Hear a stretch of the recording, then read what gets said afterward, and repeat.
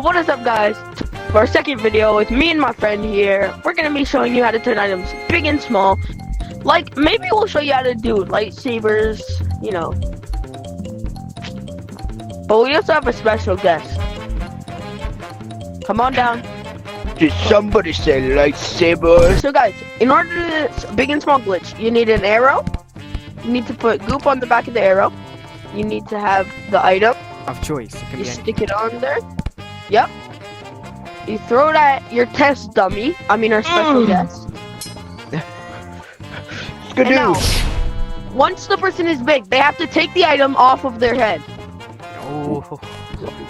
As you can see, the item is very big. Take the arrow off. An arrow is part of another glitch as well. And just drop it. Yeah, there we go. We got the big lightsaber. It even has big range. Okay, guys.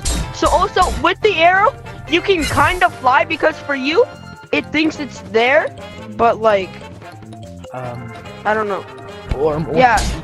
Since it's big, it kind of glitches the game, so it thinks it's on the ground, but it's like in the air. Also, guys, do not put in your stash, because if you do, this is what's gonna happen. Yeah. Oh, go back to normal. Okay, well now, let's make it small. So same thing, you want an arrow, you want a piece of goop. Let me do this You one. wanna put a goop on the back of the arrow. Also, you can use any normal broccoli. We just like using this one because it's like not as much time. Give me the broccoli. Now say I throw it on this kid.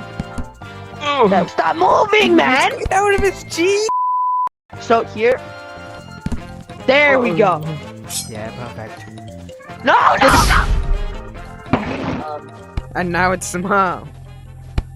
You're gonna feel my wrath, buddy. You can also do this with bags. Hope we helped you out. I know this isn't our longest video, but we didn't have a lot of...